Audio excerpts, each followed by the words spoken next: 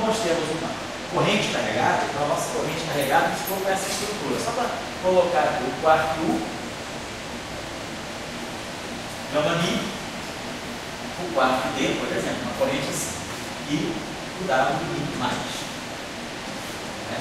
E aqui nós temos, então, as constantes de acoplamento, quando nós formos escrever, né? Então, só para a gente colocar aqui, vamos pensar assim, a gente tinha assim, estava assim, ó, U, left, A, barra, gama Mi, E, left, E. E aqui nós tínhamos a matriz, então, que estava chamando E, a B. Então, por exemplo, para A igual a 1, nós temos U, left, com A e B igual a 1, T1, então isso aqui é uma soma. T1, T1, 2, T1, 3, então nós temos U, left, barra, gama Mi para A igual a T11. Eu vou acordar o tema assim. T11, T1, 1. Então, quando eu estou com 1, eu estou na família 1, então eu tenho ponto D. O F barrado, gama Mi, ele mais T1, 2. O F barrado, gama Mi, só que agora o quarto inferior da família 2 é o quarto S. Depois T1, 3, o F barrado, gama Mi, e assim vai. Agora eu vou começar a botar aqui o quarto C. Mais T21 C. Left barrado, gama Mi, D left. Mais T22 C left barrado, gama Mi, C vai com S. C left. Mais T23 C left barrado. Eu vou escrever a terceira linha, mas a terceira linha ela vai botar aqui o quarto T. T com D, T com S, T com B. Então, isso aqui fica a estrutura da corrente carregada. A corrente carregada, claro, isso tudo interagindo com o cabo de imagem, certo? Então, o que a gente observa é que tem essa matriz aqui, né, de constantes de acoplamento. Então, todos esses parâmetros, os parâmetros estão aparecendo aqui. Então, esses parâmetros que estão aqui são os parâmetros da matriz unitária 3x3. Então, esses parâmetros são os elementos dessa matriz. Claro, não é um problema 3x3. Se fosse um problema 2x2, isso aqui seria o meu P 1, isso aqui o meu P 1, 2, isso aqui o meu P 2, 1, isso aqui o meu P 2, 2. Certo? Então eu teria essa matriz aí, né? Então para o setor, né, de quartos, então no setor de quartos nos levels, né? Então essa matriz aí, ela vai se aplicar a toda a corrente carregada. A corrente carregada, ela está totalmente no setor left. No setor right eu não tenho corrente carregada. A corrente carregada no setor right é singlete de ressodores. Então os W não aparecem no 1. Então não tem. Corrente carregada são W, elas interagem com W mais e W menos. Elas estão no setor do S2. Está tudo left com left. Beleza. Vamos só fazer a seguinte experimentação. Tá? Depois a gente vai para o caso 3 maiorzinho. Vamos pegar o caso de 2. Suponhamos que nós tivéssemos exatamente essa situação, mas com duas famílias. Se nós tivéssemos duas famílias, nós teríamos então o DCS. O nosso problema para aqui. Eu estou falando da corrente carregada, então estou voltando só para fazer um exercício, né? Faz conta que a gente está em 1973, com Kobayashi e Pascal, né? Escrever lá essa matriz, né? Que está aqui, que agrupa, né? A matriz que faz a diagonalização do left e a matriz que faz a diagonalização da massa do D. Esse produto, essa matriz unitária 3x3, que é o produto daquela matriz SW no setor 1 pela matriz S no setor D, essa matriz 3x3 é a matriz chamada de Kabilo, Kobayashi, Pascal. Cabido porque, na verdade, a matriz de Cabido está aqui dentro. Cabido tinha, antes da introdução da terceira família, Cabido, na parte entre 64, o primeiro trabalho dele foi de 64, depois ele teve um trabalho de 69, em que ele introduzia um amplo de mixing entre os quartos inferiores, entre o quarto S e o quarto D. Então, o Cabido já havia introduzido uma matriz que misturava os quartos para poder explicar um fenômeno que é a supressão de correntes neutras com violação da estranheza, com violação do sabor. As correntes neutras na interação fraca, elas não aparecem violando o sabor. Eu não tenho uma corrente neutra do D com o S. Essa corrente aqui seria neutra. Esse cara tem carga menos um terço, esse cara tem carga menos um terço, então essa corrente é neutra. As correntes neutras, elas não aparecem violando o sabor, elas aparecem apenas desse tipo, D barrado D e S barrado S. Elas são diagonais dos quartos inferiores. Então, esse fenômeno se chama supressão das correntes neutras com violação do sabor, porque a carga daqui é a mesma carga daqui. Então, essa corrente é neutra, ela não viola a carga elétrica, mas ela muda o sabor. Ao passo que essa corrente é neutra, não muda o sabor, é D com D e essa com essa. Então, o fato de não aparecerem correntes desse tipo nas interações fracas levou Cabido a compreender que deveria haver um mecanismo que suprisse essas correntes. E esse mecanismo que Cabido entendeu, ele falou, então deve haver um mix entre as famílias de D e S, de tal maneira que a gente vai entender porque existe interferência destrutiva.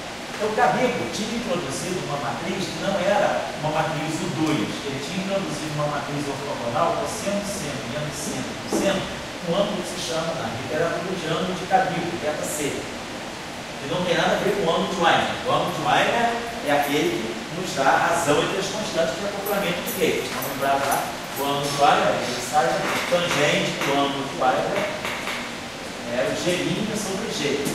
Constante de acoplamento do 1 sobre a constante de acoplamento do 2. A corrente, o ângulo de Weiner, ele sai da diagonalização da matriz de massa que define o que é o fóton e o que é o Z0. Isso a gente já tinha.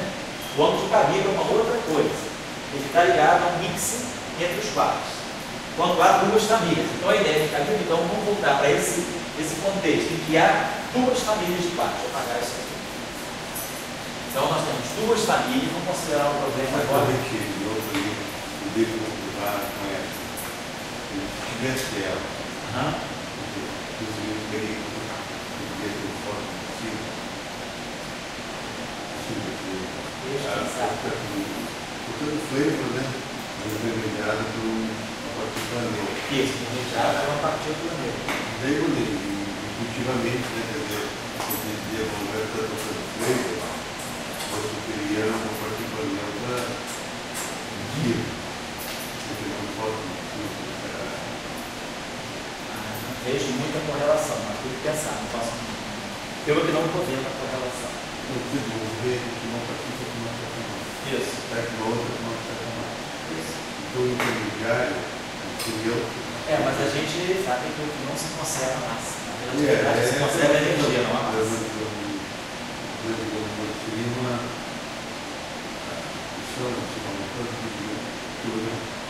Teve uma expectativa que não tem foto no filme. Não, eu estou buscando motivação. Posso pensar melhor, vou pensar melhor para ver se isso aí poderia ser uma boa motivação para uma partícula com bóson vetorial massivo, o fato de você trocar. Eu sou contra essa troca de por S. Não. Essas correntes se supressam, as correntes neutras de violação, esses eventos não aparecem. Porque as correntes neutras, elas todas preservam o flavor. Isso que era um grande desafio das interações fracas na década de 60. Ninguém entendia por quê, porque não tinha uma teoria.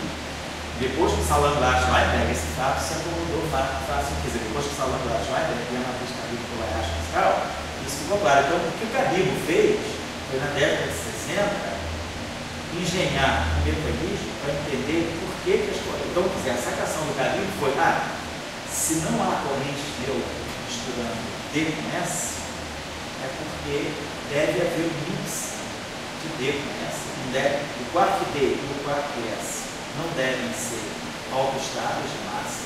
Não deve haver um mix entre eles e, devido a esse mix, a corrente se substancial. Vamos entender o mecanismo. Ele justifica com. Ele justifica de modo. Não, ele busca um argumento, mas aí eu acho que é o que vai acontecer com a construção da teoria. Nesse momento você não tem uma teoria, você tem um modelo. Então, o modelo, você vai remendando, um cara dá um pitaco, outro cara dá outro pitaco, porque está faltando uma teoria. Então, Kabila entendeu que para justificar a supressão das correntes neutras com violação do flavor, você deveria haver um mix, não sei porquê, né, disse ele, mas deveria haver um mix através de uma matriz de senos e cossenos, uma matriz O2, uma matriz SO2, entre o quarto D e o quarto S. Se houver esse mix, fica claro porque a corrente neutra violando a extremeza, violando o flavor, é cancelada, é suprimida, é supressa, fica claro. Mas a questão é, da onde vem esse ano? O Kabila não tinha uma teoria, ele tinha um modelo e um expediente para justificar esse fato. Que a teoria de Salant-Weinberg acaba fazendo, o Kobayashi Mascal, eles, inspirados pelo resultado do Kabila, eles dão um passo à frente e falam, não, para que aquele caso, para que aquele problema de Kabila seja compreendido e para que eu consiga justificar, e também já se sabia o resultado de 64 do Cronin e do Fitch, que era a violação do CP, eles entenderam então que era preciso ter 3 famílias. Então, com 3 famílias, eles estendiam o argumento de Kabila e ao mesmo tempo justificavam a violação do CP. Só que com 3 famílias, ao invés de ser o único ângulo de Kabila, eles vão ter 3 ângulos e 6 partes. Então o problema passa a ser 3 por 3, não mais 2 por 2. Então você vai de uma matriz do 2, que tem 4 elementos, para uma matriz do 3, que tem 9 elementos. Uma matriz do 2, então a gente está vendo, é um ângulo e 3 partes. Uma matriz do 3 são 3 ângulos e 6 partes. Essa foi a discussão. Você vê, sai o archive, você tem a primeira fase, tem 5 arquivos de neutral, current, flavors, o que eles buscam de correção? Física além do modelo padrão. A teoria não é modelo padrão? Não é modelo padrão, não. Você aí está buscando uma física além do modelo padrão. Você pode então, buscar, se você encontrar correntes neutras que violam o flavor, você está buscando o efeito da física além do modelo padrão. Supersimetria, por exemplo. Oi? Esse tipo de efeito não aparece em nenhum. Não, na teoria SO2 não. Fácil. Não, teoria SO2, teoria isso aí você vai encontrar fisicamente, física além do SO2. Na supersimetria, se você faz o modelo padrão minimamente supersimétrico, isso vai acontecer. Então, essas correntes neutras que violam. Então, dentro da teoria de Salant-Weinberg, nós não temos você está buscando. Você tem correções, você não tem precisão muito forte para isso. Quer dizer, até agora o que a gente sabe é o seguinte: o LHC vai parar no final de fevereiro. Até agora, o LHC não indicou nenhuma física além do modelo. Até agora, não tem. Cada vez mais vocês estão ouvindo a mídia falar, cada vez mais está se pensando a supersimetria, está cada vez mais restrita pelo LHC. Todos os testes que poderiam, já poderia evidenciar alguma supersimetria, esses testes estão todos levemente.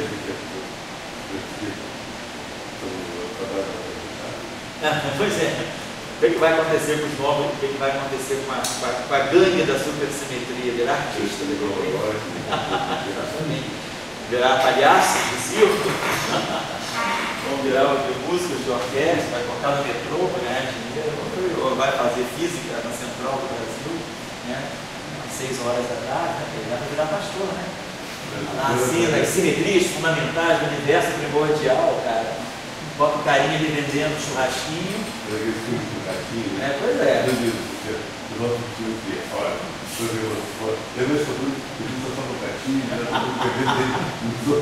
Não, é só o Gênio, né? É isso aí, cara. Mas não é por aí. Mas estou exagerando um pouquinho, né? Mas a gente vê que os testes da supersimetria, o LHC, cada vez mais restringindo o espaço da supersimetria. Então, até agora, o LHC LHC, ele não deu nenhuma evidência de uma nova física. O que aconteceu? Hoje o Tevatron está fechado.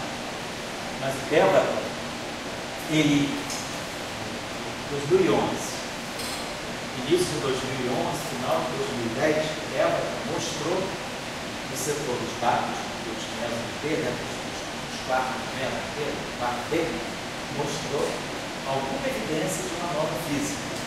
Alguns eventos, comportamentos não padrão, bem marcados, poderiam evidenciar algum tipo de nova física. Então, a gente espera que no setor do D, quer dizer, o quarto D, ele é um quarto dos cleitos. O quarto D decai muito rápido. O quarto D, ele decai em 10 a menos 25 segundos. Lembrando que o tempo de recombinação dos quartos é na fase de 10 a 23, 10 a menos 23 segundos. O quarto T, ele decai muito rapidamente. Então, antes dos quartos se recombinarem, o quarto T já decaiu do quarto D. Então, o que domina esse plasma de quarto Lewis é realmente o quarto D. E ele é o mais passivo. Então, ele é o quarto mais passível de revelar para nós uma nova física. Então, por isso que o pessoal se centra muito no LHCb. O LHCb não é LHCb, não faz LHC top, você faz LHC top. O LHCb é essa colaboração que visa muito a física do quarto T, do quarto B. E essa física, ela pode revelar uma física além do modelo padrão. É dos quartos o que mais mostra física além do modelo padrão, como também no setor dos elétrons. O elétron, ele praticamente mostra física além do modelo padrão. O mundo mostra. Então, é interessante estudar, por exemplo, a física do Bohr, que ela pode mostrar uma física além do modelo padrão. Inclusive, a discussão que se tem é se o novo acelerador que vem depois do LHC vai ser esse NRC ou IRC, International Electron Collider. Como vai ser colisor de elétrons, o normal é fazer elétrons, colisor de elétrons, porque você tem mais fácil acelerar os elétrons. Mas o pessoal está achando que pode ser que seja uma máquina de muons, um acelerador linear de muons, porque o muon ele tem mais condição de revelar uma física além do modelo padrão, da mesma forma que o quarto D. O quarto D, ele é o mais massivo de todos, mas ele decai muito rápido. Então, como ele é muito massivo, então ele decai muito rápido. Como ele decai muito rápido, antes dos quartos se recombinarem, ele já decaiu. Ele é bom também por isso, porque você consegue tirar a física do quarto T muito limpa, porque ele decai muito rápido. Então ele decai muito antes dos outros quartos se recombinarem. Então você consegue pegar uma física muito limpa do quarto T.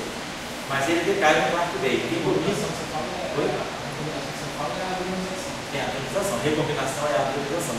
Próton-próton explode, vira quarto. Esses quartos se recombinam, se reabronizam em 10 a menos 23. Então a física do quarto B é a física. Por isso o LHC e o LHC. A colaboração do bóton é importante. Não é LHCT, LHCb. O bóton é que domina esse plasma de quartos e luz. E ele revela.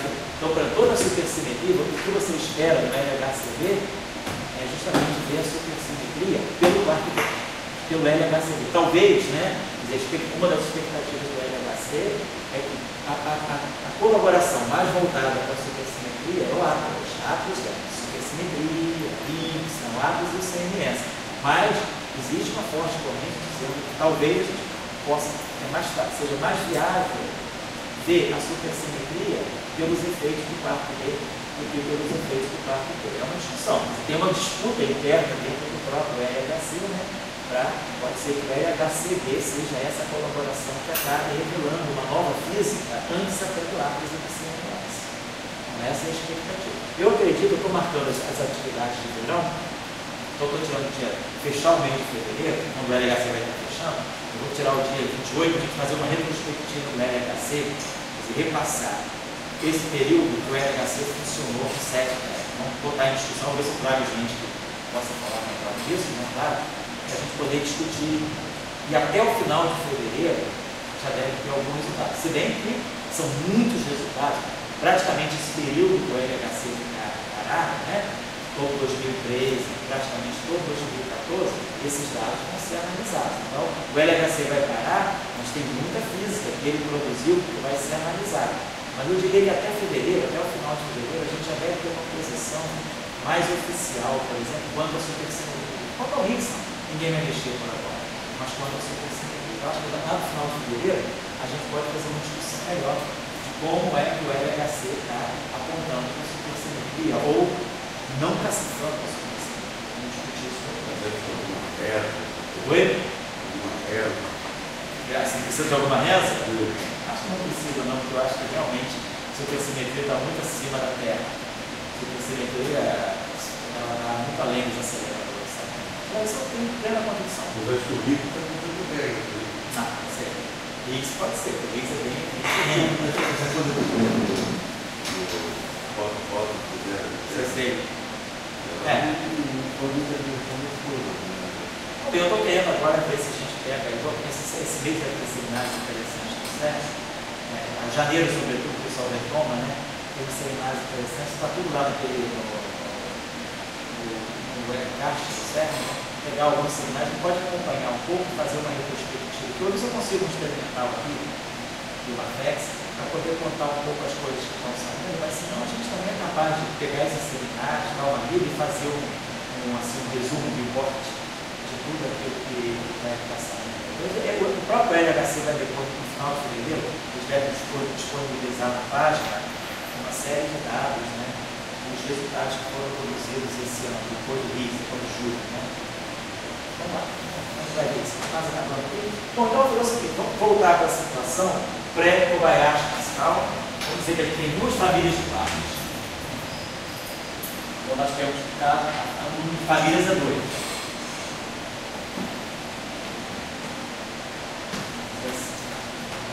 E vamos escrever então a matriz, né?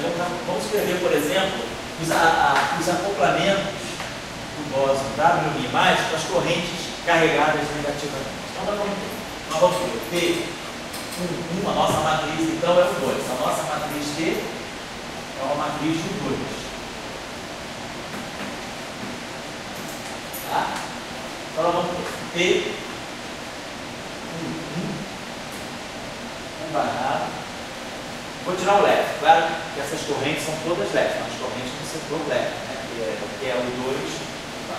Quando a gente faz as correntes carregadas se acoplam com dado mais e dado menos. Dado mais e dado menos são S2. Então, o setor de correntes carregadas é um setor que é só o setor leve. Então, T1, o barra left, gama mi, o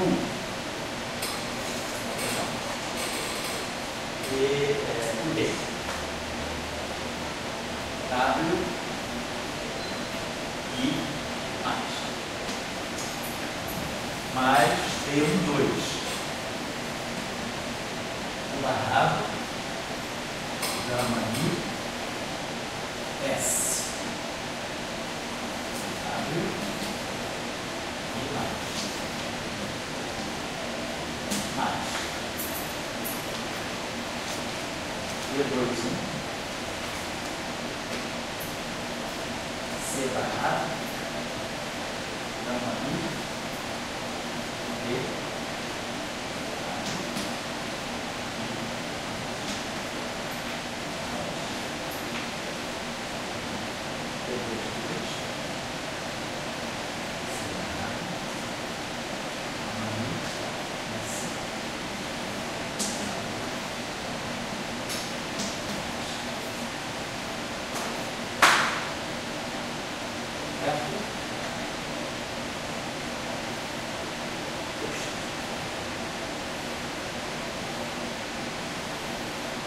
Então, o que nós entendemos dessas matrizes? Nós entendemos que essa matriz U, ela mistura, né, os quartos inferiores. Né? Então, nós temos aqui o P, o S, né? Então, isso aqui está se dando da seguinte maneira.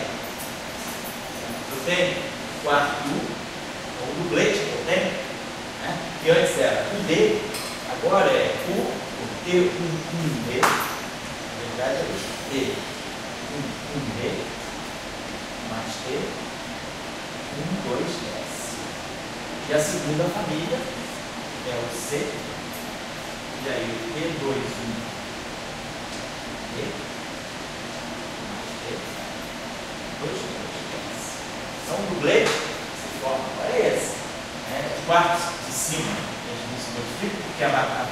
papel da matriz de Kobayashi Pascal, a matriz que faz a diagonalização das matrizes de massa, ela fica toda no setor inferior. Eu consigo agrupar por aqui. É como se isso aqui fosse o barrado, né? Como se isso aqui fosse o barrado dando a mim com esse aqui. Esse cara, o barrado, isso aqui, ó. O barrado T1D mais T1,2S e o C barrado T2,1D, T2,2S. Então, os quartos inferiores passam a ser misturados. Os quartos superiores ficam unidos. Então, você não tem a matriz que mixa o setor superior. E lá no setor de elétron vai acontecer a mesma coisa. Os neutrinos não se misturam, porque os neutrinos são de massa neutra. Quem se mistura são os términos de baixo. Certo? Então vamos observar. Nós temos então o lado que não existe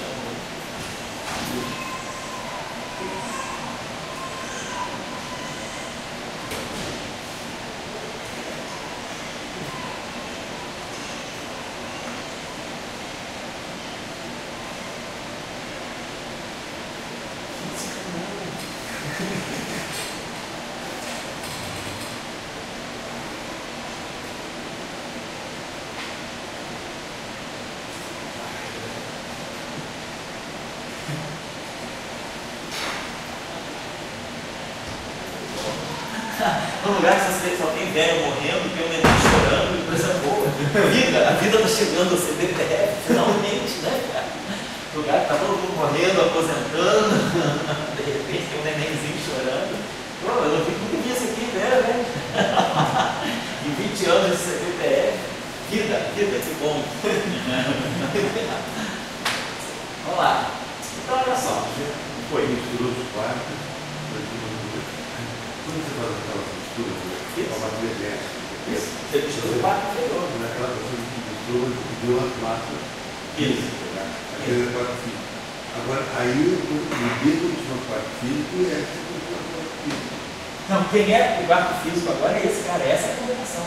Esse é o quarto físico. Esse é o quarto físico. O quarto físico, aquele D que eu comecei, quando eu tinha isso, ó, U, D e C, S, esses caras eram altos estados de gauge. Quando eu fiz a matriz, eu diagonalizei a matriz de massa, eu achei aquela matriz S e misturo D com S. Então, esses objetos aqui agora, esses quartos, são os quartos físicos. Né? É de número,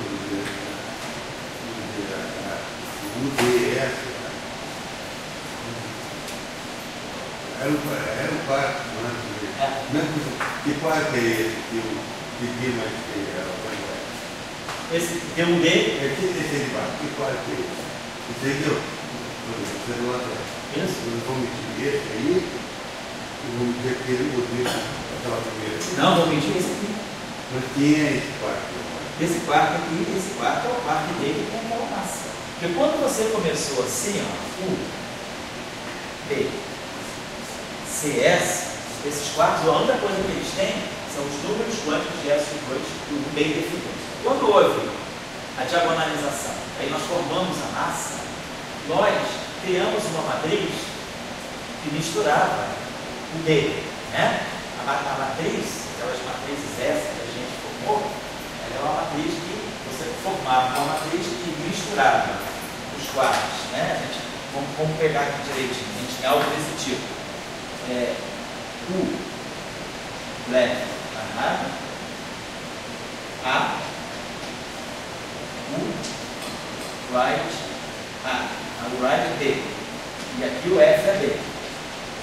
Então, quando a gente diagonalizou essa matriz aqui, a gente produziu uma transformação que mexia no quarto U, left e mexia no quarto right. Quando eu vim para essa corrente, e aí, claro, o alto estado de gauge, aqui fica definido o alto estado de gauge. Quer dizer, quem tem aquela massa física bem definida é o quarto, o left. Quer dizer, você tem uma matriz S, você chegava a essa coisa aqui. Você tinha um quarto, linha, você diagonalizava no setor das famílias. Isso. Isso aqui é o que está ali. É o que está ali. Quando você acopla com o Higgs, quebra a simetria, quem está lá são esses quartos aqui. São os quartos autoestados de Gauge. Tá? Então nós tínhamos isso aqui. FAB, U, leve, A, U, right. E aí você diagonalizou. Você produziu uma matriz aqui, produziu uma matriz aqui. Tá? Então, você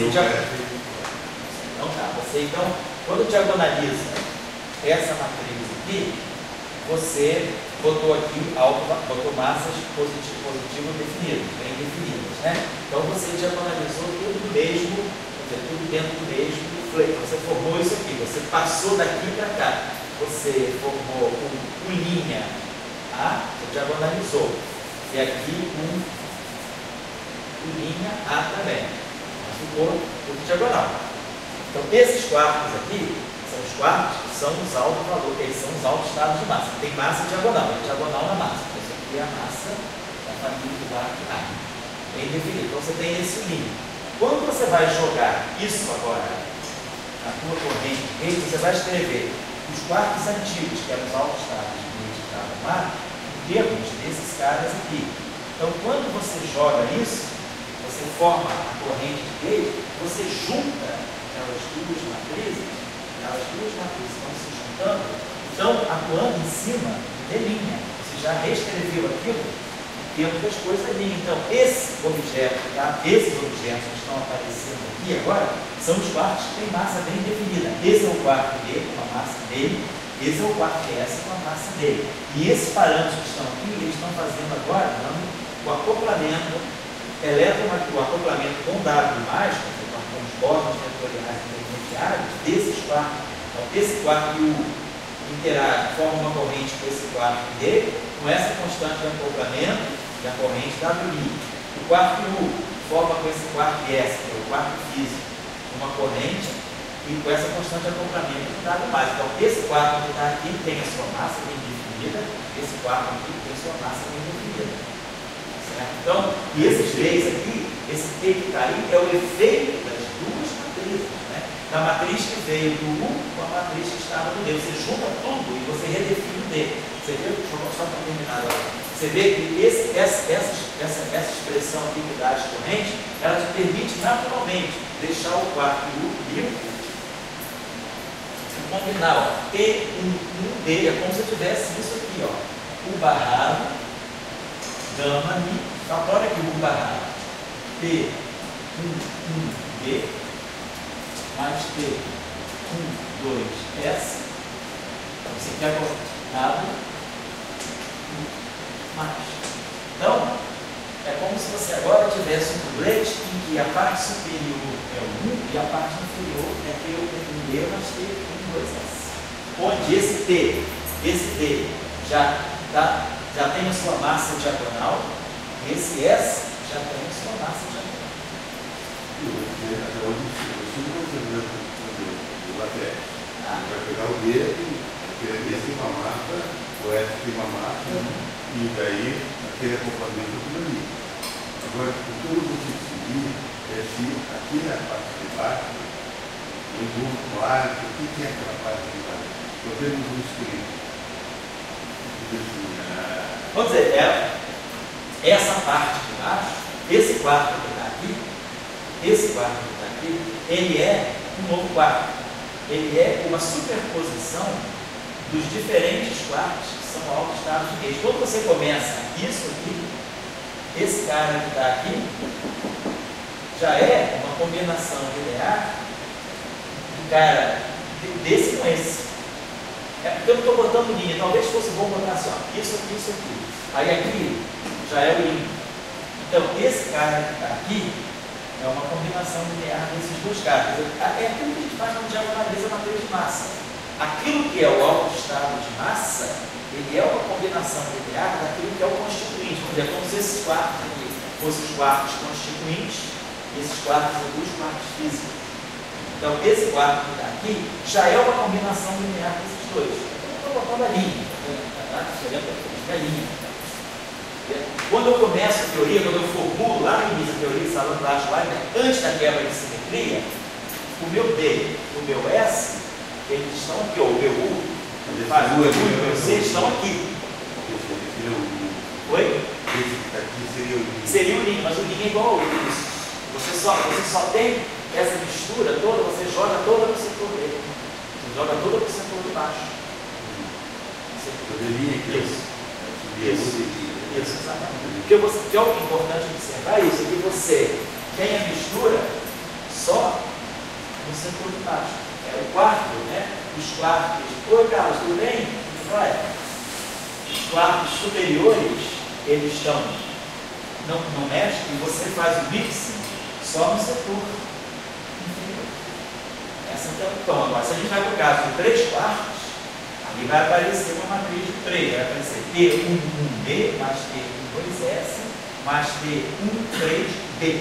Então, vamos deixar para a próxima aula, a gente vai fazer o caso 3 por 3, que aí é o Camilo Kobayashi Pascal. Por enquanto, vamos só trabalhar o caso de 2 quartos, para poder colocar a mão e perceber o que acontece com esses parâmetros, certo? Então, essa é a estrutura das correntes carregadas, né? São as interações, né? Vamos apagar isso aqui. Então,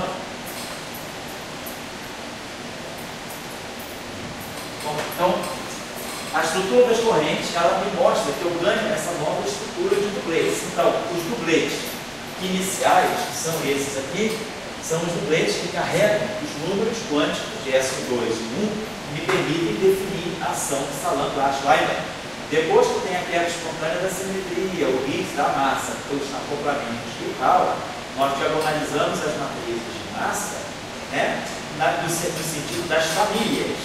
E aí a gente forma uma mistura dos quartos inferiores. Então, eu agora vou trabalhar, depois da quebra espontânea da simetria e da diagonalização da matriz de massa dos quartos, esses são os novos dupletes, onde as partes inferiores, elas já são agora, esses aqui são, esses parâmetros aqui fazem papel das constantes de acoplamento, e esses quartos aqui são os quartos físicos que têm as massas bem definidas, são realmente os altos estados de massa. Então eu ganho uma nova, depois da quebra several, a teoria eletrofrágil é boa por isso, ela te mostra, dentro de uma teoria quântica de campo, né, o que é o campo que realmente você vai, no final do dia, considerar como campo físico. Então ela nos mostra que você começa a teoria, você formula a teoria com os quartos que não são físicos. Depois da quebra espontânea da simetria, você tem que reavaliar o que são as partículas físicas. E aí você vê que as novas partículas físicas são essas combinações. Eles têm isso, tem os mesmos números quânticos de S2 e 1. Tem combinação linear que faz um exatamente, o mexido dos números quânticos de baixo. O número quântico aqui, a hipercarga desse é menos meio, a hipercarga do S é menos meio. O espinho isotrópico aqui de 1/2 a 2/3, do outro é 1/3 da hipercarga. Então a gente não mexeu nos números quânticos de S2 e 1. Eu recombinei apenas por causa da massa. Quem fez isso foi a quebra espontânea da simetria. Tem dois elementos, simetria e números quânticos. Se não mexeu nos dois, pode fazer combinação linear. E essa combinação linear nova é também que as cargas, inclusive, são a mesma. Carga menos 1/3, menos 1/3. Eu estou combinando autoestados de mesma carga, porque a mecânica quântica me diz que um estado físico deve sempre ter uma carga elétrica bem definida, né? Regra de superseleção. Eu não consigo ter probabilidade de encontrar um certo estado de carga ou um outro estado de carga. Todo estado físico tem uma carga bem definida. A carga é uma só. Não tem probabilidade de encontrar um estado com carga mais 1 ou com carga menos 1. A carga é uma regra de superseleção. Então, quando eu for fazer combinação linear de estado, tem que fazer uma combinação linear de estados que tem a mesma carga. Eu poderia colocar aqui um quarto D com um quarto U, porque só teria uma probabilidade de medir esse estado com carga 2/3 ou com carga menos 1/3. Isso não faz sentido. A carga elétrica é uma regra de superseleção. Então, isso aí está tudo compatível com essa interpretação. Como é que eu tiro essa interação daí? Oi? O que eu faço com aquele dublete para chegar naquele negócio? Esse cara aqui, então, esse aqui é como se fosse um dublete, chamasse de U. Então, isso aqui é como se fosse U barrado, gama mi. Você vai produzir U barrado, né? com esse U, depois você tem um complexo conjugado, você vai jogar os complexos conjugados. Então, esse dublete aqui, quer dizer, essa interação aqui, ela está levando em conta toda essa interação mais usada. Eu escrevi aqui mais os complexos conjugados. Sim, aí você não tem tipo U barra U. Oi? Nessa parte de cima, você não tem, por exemplo, U barra U. Ah, não, desculpa, você tem que colocar aqui aquela matrizinha tal mais, né? Para poder selecionar justamente o W, ele interage com as cargas, com a carga de cima e a carga de W. Você tem que colocar a matriz, aquela matriz escadinha 0, 1, 0, 0, 0, 0, 0. Tá? Então, com isso, você reescreve a corrente carregada. Então, é isso aqui que é o novo dublete para você. Então, vamos dizer, nós temos essa estrutura de corrente. Vamos então analisar, para a gente finalizar, vamos colocar os elementos dessa matriz. Então, T1 é cosseno de θ,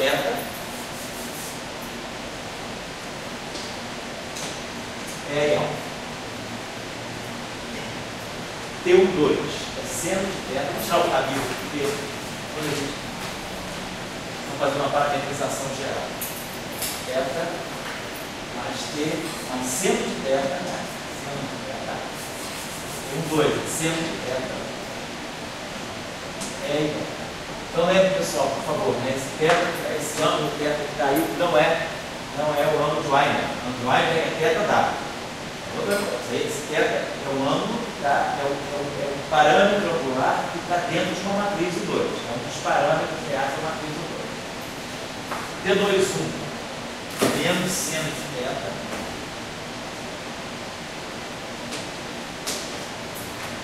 é a menos beta é igual. E o P22 é igual. Cosseno de beta é gama é a menos alfa. Você vai. Então tá aqui. Estrutura corrente carregada, corrente carregada, corrente carregada, corrente carregada.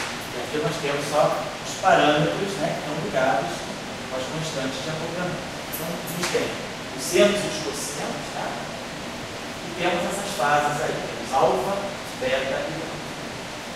A gente pode observar, né? Aqui eu tenho esse menos e beta, né? Então, por exemplo, esse é aí alfa. Então, por exemplo, se eu absorvo esse é aí alfa aqui, tá? Se eu pudesse absorver uma dessas fases aqui, o destino que a gente pode fazer com essas fases. Então, eu tenho o quarto U e o quarto D. Então, eu poderia, aqui eu tenho U com S.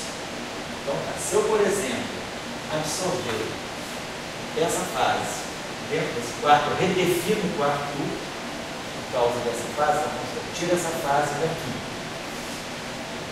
Eu poderia pegar essa fase D, beta, e jogar no quarto S. Olha legal.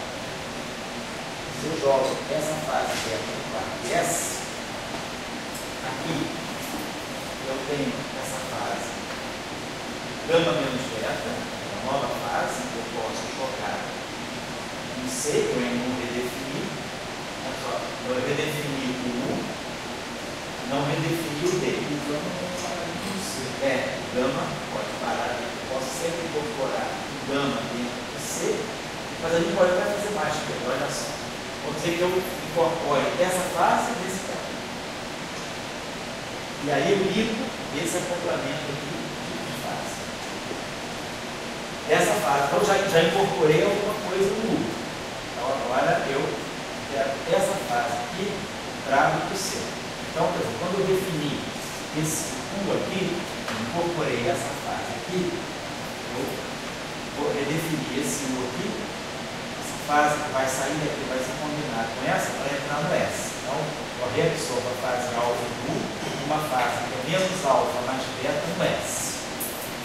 Agora, esse setor aqui é novo. Eu posso jogar essa fase aqui no D e posso jogar essa fase no C. Então, nesse caso aqui, eu tenho 4 quartos. Tenho 3 fases. Então, essa fase aqui, então eu posso fazer o seguinte: meu campo é aí alfa U. Eu vou definir como sendo um campo finito. Então, esse parâmetro de fase, ele pode ser realmente um parâmetro supérfluo na teoria, porque depois, os termos cinéticos, eles são todos diagonais. Então, essa fase é diferente. Então, eu posso absorver essa fase no U, por exemplo. Então, eu vou fazer E alfa U barrado, eu vou dizer que isso aqui é, então, na verdade, é isso aqui. Eu vou dizer que é, na verdade, esse E alfa U barrado é a mesma coisa que é a menos I alfa U barrado. E quando eu barro, eu troco o sinal. Então, E a menos I alfa U, eu vou chamar de linha. Isso aqui, para mim, vai ser, eu vou definir esse quarto menos dessa fase. Vou chamar esse quarto aqui de linha. Estou deixando esse D livre. Aí, quando eu vier para cá, esse U, agora aqui eu tenho que transformar isso aqui num linha. Mas o linha é a menos I alfa U. Então, aqui eu vou produzir um E, aí alfa, linha. E aí, essa fase beta mais alfa, eu absorvo no S. Então, eu vou dizer E, aí beta mais alfa, S. Vai ser o S'. Então, eu redefino esse quarto por meio desse S'. Então, aqui eu já, essa fase aqui desaparece, essa fase aqui desaparece. Então, tem esse setor aqui, daí. Agora, essa fase aqui, beta menos gama, menos beta mais gama, eu posso absorver no C, por exemplo. Posso redefinir um quarto C a partir desse beta mais gama. Então, essa fase aqui pode ser reabsorvida aqui para me redefinir um C'. E o S. Então, eu já sei quem é o C, já redefini meu C a partir, né, do beta e do gama. Então, eu posso botar o C'. Então, essas 3 fases que estão aqui, vamos juntar, e aqui eu tenho um S. O S eu já redefini o U, eu só não redefini o D. Isso. Então, como é que eu já redefini o S? Então, como eu redefini esse S aqui, perdão, eu poderia redefinir esse S' e incorporar todas essas fases do C. Então, eu teria um C'. E aqui, ao invés de definir o C', eu pegaria essa fase do C' e redefiniria tudo aqui para formar esse D', né? Então, a gente conseguiria, então nós temos 4 campos, U, D, C e S, e temos 3 fases. Então, a gente consegue reabsorver todas as fases, né? Então, nós temos 4 campos e 3 fases. Então, a gente consegue reabsorver essas fases todas. Deixa eu apagar isso aqui. No fundo, a matriz que vai sobrar dessas fases todas foram supérfluas. Eu fiquei com essa matriz aqui. Então, essa matriz aqui, no caso 2, é a matriz que sobra. E essa é justamente a matriz de Cabilo. É a matriz de Cabilo antes, né? Cabilo havia introduzido antes mesmo da teoria da Avogadro.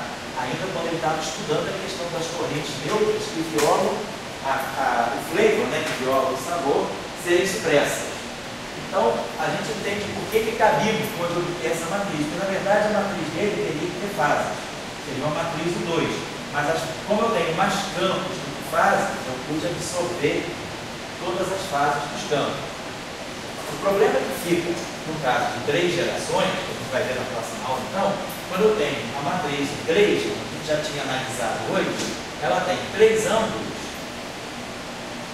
e 6 fases. Porém, no caso de 3 famílias, eu tenho 6 campos. 3 famílias, eu tenho UD, CS e B. Então, eu tenho 6 campos.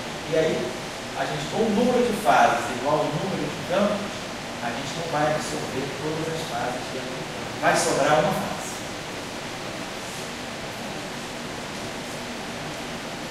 Fica. Então, dessas 6 fases, sobra uma fase. Então, a matriz de Cabilo, Kobayashi, Pascal, ela vai ter 3 ângulos. Vamos trazer a forma dela. É uma matriz 3 por 3. que vai definir o que o pessoal chama de ângulo θ 1, 2, θ 1, 3 e θ 2, 3 ângulos e uma fase. E é essa fase aqui que vai ser responsável pela violação do CP. Então, as medidas de violação do CP são, na verdade, a gente tem já os valores dessa fase. Tem os valores calculados, mas tecnicamente para essa fase. Então, vamos tentar, então, na próxima aula, né, a gente já retoma o mecanismo, entendendo como é que a gente pode fazer as definições dos campos. E, basicamente, o que é importante para nós é saber que as famílias agora vão ser assim, e aí aqui eu vou ter T11D, mais T12S, mais T13D. Depois o quarto D, o quarto C, agora vai ter T21D, mais T22S, mais T23D. E depois a família do D. Temos só T31B, T32S, T3B, T3D. Então a gente vai ter esses objetos aqui fazendo as correntes carregadas. E aí nós temos 9 elementos de matriz, 3 ângulos e 6 fases. E aí a gente vai ver que com 6 quartos e 6 fases a gente não consegue resolver todas as fases, só uma fase. E aí a gente sabe que se eu tenho uma fase e uma constante de acoplamento, se a constante de acoplamento tiver uma constante de acoplamento complexa, uma constante de acoplamento desse tipo, G, é a ideal. E aí aqui o psi narrado, ou seja, uma mi, psi dado ao positivo. Se nós fizermos uma transformação de reversão temporal, a transformação de reversão temporal ela é uma transformação antilinear. Por reversão temporal, essa fase, a constante de acoplamento, se uma constante de acoplamento é complexa, a transformação de reversão temporal ela leva a G de estático. Então, se essa constante de acoplamento é uma isso aqui é real, mas isso aqui, essa fase existe, então vai aparecer uma fase que é a inicial. Então, a gente vai perder invariância T, porque não tem como compensar essa fase. Quando a gente perde a invariância T, isso é equivalente a perder a invariância CP. A gente está imaginando a teoria, ela é local a invariante de Lorentz e respeita a conexão estatística. Então ela tem que respeitar a CPT, o teorema do CPT. Se ela viola T, ela viola CP. Então, a gente pode olhar pelo CP. Quando a gente faz uma transformação de paridade, as constantes de acoplamento, existe uma constante de acoplamento Y. Transformação de paridade, ela muda os campos nas coordenadas, mas ela não muda as constantes de acoplamento. Quando eu faço uma conjugação de carga, a conjugação de carga é uma operação de complexo conjugado. Eu conjugo os campos, mas o que é complexo não é complexo conjugado. Então, uma transformação de CP nunca vai deixar invariante um acoplamento onde existe uma constante de acoplamento complexo. Vai nisso. Ou se eu quiser olhar para o lado do T. Quando eu faço uma reversão temporal é uma operação antilinear. Então ela leva todos os parâmetros nos seus complexos conjugados. Então, mesmo que os campos possam ter uma invariância CP aqui, né? Se eu pegar, por exemplo, algo que eu iria tirar, algo que fosse desse tipo, uma constante de acoplamento complexa, psi barrado, gama mi, psi, por exemplo, a mi. Quando a gente faz uma conjugação, transformação de conjugação de paridade, uma transformação de paridade, o y vai em y. Psi barrado vai em psi barrado, gama zero, barrado, gama zero, gama mi, gama zero, psi. Né? Então, fazendo uma transformação de paridade, aqui eu tenho, e aqui eu tenho o a mi, né? Mi igual a zero. O A0 vai no A0. Gama 0 é gama 0. Isso aqui fica invariante. Quando eu tenho Mi igual a I, o A vai em menos A. Aqui é gama I. Esse cara a gente computa com esse. Então, essa transformação aqui, ela é invariante sobre paridade. Então, isso aqui vai ser barrado, gama Mi, psi, a Mi sobre paridade. Quando eu faço conjugação de carga, isso aqui é menos Y. Se C é barrado, gama Mi, psi C é de carga. Então, aí não existe nada. Né? Essa corrente vai em menos essa, e a conjugação de cargas fóton, ele tem paridade menos sobre a conjugação de carga. Então, esse sinal cancela esse. Então, no final de tudo, a conjugação de carga, ela não leva a alguma variância. A gente chama esse. Olha só. Constante de acoplamento complexa viola. Então, uma constante de acoplamento complexa, ela viola C, ou viola CP, viola CP, ela viola C. Então, o problema todo da violação de CP na interação fraca está aí. A matriz de Kobayashi-Pascal, ela tem 6 fases, mas uma fase passa. No caso de 2 famílias, todas as fases desaparecem. Então, esse foi o raciocínio de Kobayashi-Pascal. Eles falam, se tem violação de CP, eu não posso ter só 2 famílias. Porque com 2 famílias, eu absorvo todas as fases, não sobra nenhuma constante de acoplamento complexo. Então, a grande sacação deles foi dizer, se tem violação de CP, devo ter 3 famílias. E aí eles analisaram, com 3 famílias, a matriz fica com 6 fases. E eu tenho 6 quartos. 6 fases, 6 quartos, uma fase passa. E aí eu violo o CP. Então, quando em 72 eles fizeram a previsão da 3ª família, foi baseado nesse argumento. O que é importante, então, é que a constante de acoplamento seja complexa. A constante de acoplamento complexa, ela viola CP ou viola D.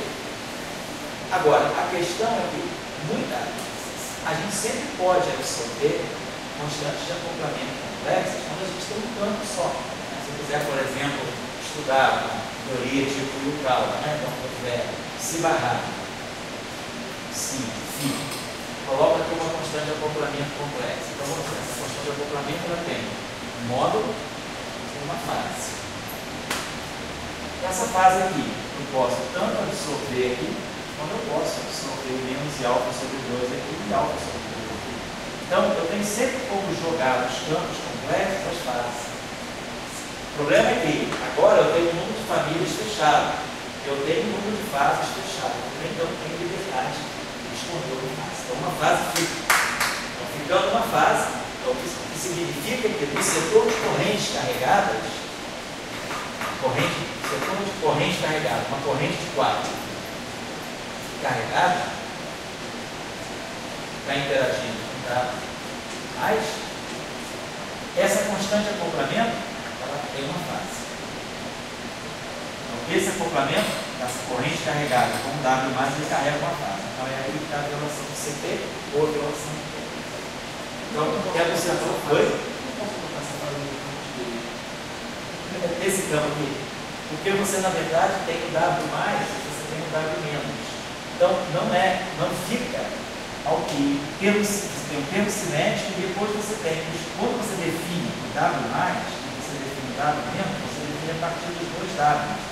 Essa fase aqui, se ela entrar aqui, você tem outras interações, tipo W+, ou W+, ali.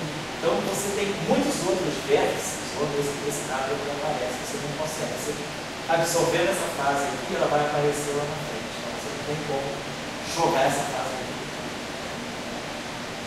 Ela fica realmente.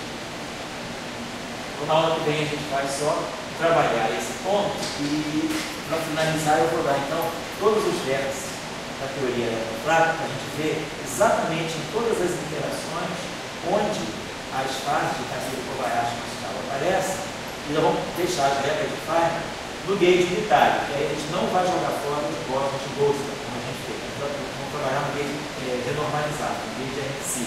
Então, aquele campo Q e o Q3, os 3 bósons de Boltzmann, eles vão ficar nas interações. Então, vamos fazer isso. Eu acho que mais uma aula, não precisa nem ser de 4 horas de interação, uma aula de 2 horas e meia, eu acho que a gente tinha que ter a discussão na próxima vez. Então,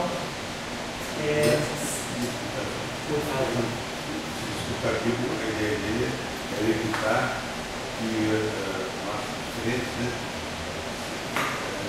flavors, que você tivesse corrente neutra violando o flavor. Oi? Aqui o exemplo que não dá mais Isso, não é o caso do zero.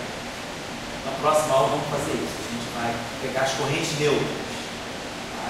E aí, no caso das correntes neutras, né, nós vamos ter a interação desse setor aqui. Vamos apagar isso aqui, só. Assim.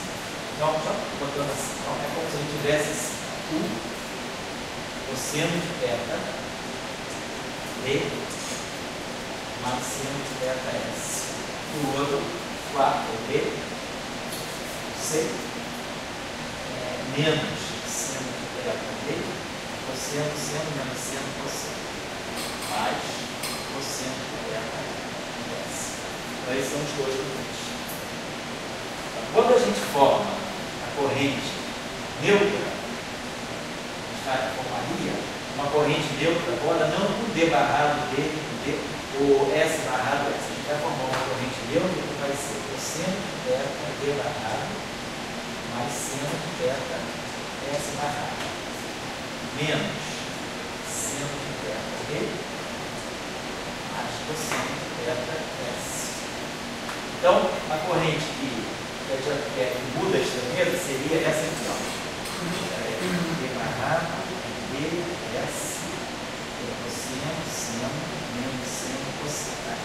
Então, a corrente de viola, né? Então, essa corrente de cosseno de θ, D, produzir menos seno, cosseno, cosseno, seno, menos seno, cosseno, né? Então, Q1, Q2, Q2, Q2, isso. Então, quando a gente fizer esse produto aqui, tem uma mistura D com S,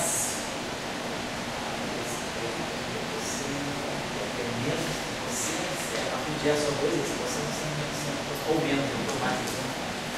O sinal relativo é esse.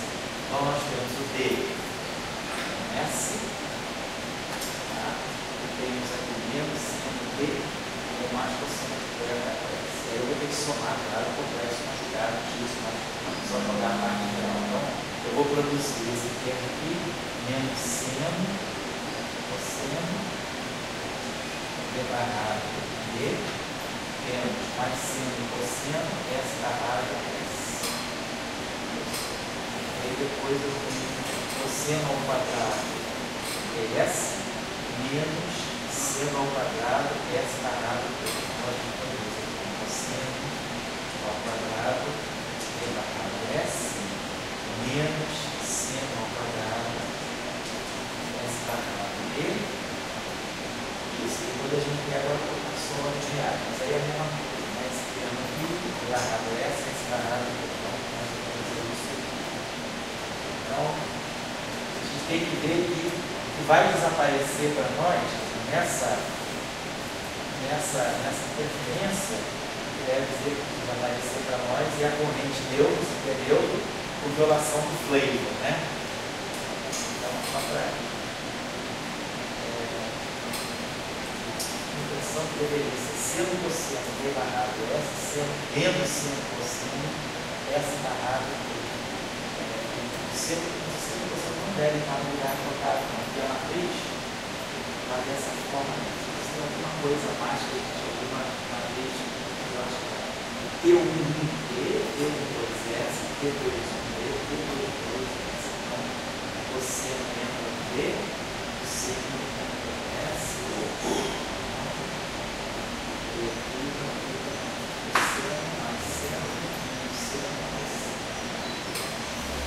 o gama mi, tá? Tem nada demais aí. Você vai fazer diferença, gama mi, W, I, mais, tá? Isso aí a gente tem que olhar a matriz neutro, né? As matrizes que tem o setor neutro. O setor neutro é o setor do Z. Então, nós podemos escrever essa acoplamento com Z. Vai a matriz que vai aparecer. Vou dar uma olhadinha para vocês, eu claro isso aqui para vocês. Mas é essa combinação aqui que vai matar exatamente a corrente neutra que se acopla com o Z. Vai formar algo do tipo D barrado, gama mi, D, Z, e S barrado, gama mi, S, Z. E não deve aparecer D barrado, gama I, S e CI. Essa corrente aqui é neutra, porém ela viola o flare. Então essa corrente aqui tem que ser supressa. E é justamente o acoplamento com o Z que vai trazer. O Z ele aparece no lado de 3, com o sinal mais e o sinal menos. É o que vai fazer cancelar o seno cosseno daqui com o seno cosseno daqui. Pois não? Isso. Ele pega. Não, mas é porque o AB3, o AB3, ele pega, ele é uma mistura de forte com o ZI. Então, você tem o ZI vindo da parte diagonal superior e o ZI vindo da parte diagonal superior. Então, quando você tem o AB de uma né? Quando a gente tem a matriz de Bósons, né? Lembra lá, antes da diagonalização. A I3 menos a I3. Aí é o que nós temos. A I1 menos I2. A I1 mais I a I2. Né? Então isso aqui para nós fica o dado mais. Aqui o dado mais. Agora, esse cara aqui é uma mistura. O ângulo de Weimer é o cosseno de θW, mas quer dizer, basicamente aqui o que eu botei é o fóton e o ZI. E aqui também, funcionalmente, eu botei o fóton e o ZI. Certo? Então o ZI sai daqui e o ZI sai daqui. Então é esse sinal aqui que vai se combinar com um seno cosseno menos o outro seno cosseno. Eu vou fazer o referente direito para vocês. Tá? Mas então, agora, é dessa matriz aqui que sai a supressão das correntes neutras de controlação. Certo? Então, basicamente é isso aí sobre os quartos os quartos que são altos estados de gate e os quartos que são altos estados. Bom, vamos marcar o seguinte, pessoal. Semana que vem, segunda-feira é 24, 5 é Natal, 26 a gente está saindo, chegando por aqui. 27 eu tenho que ir na UNB. Essa tese lá na UNB é 27, mas eu vou e volto no mesmo dia. Então, a minha ideia, quem tiver por aqui, eu posso fazer aula na sexta-feira que vem, dia 28. Quem não quer está gravado, o tchau está gravando e a gente está tocando aí na rede para vocês. Mas eu posso fazer a última aula, eu acho que na sexta-feira que vem. E aí, sexta-feira que vem? Oi? Uma aula no dia 24? Que hora? 10? De 6 às 10 da manhã. Tchau, que pode. Certeza. Eu também posso, minha mulher não vai se encher com isso não. Não tem nenhum problema, o problema é eu que não quero, mas eu poderia ficar no diretoria. Minha fé. Mas ó, a fé está aqui, cara. Aqui saem as coisas. Isso é a maior oração que você pode fazer para Deus, cara. Você está tentando compreender a obra dele. Você não sabe se aí é Deus ou diabo, né? Não, porque é Deus. Mas o LHC está buscando um diabinho aí. Porque o LHC foi feito pelos homens. Por isso.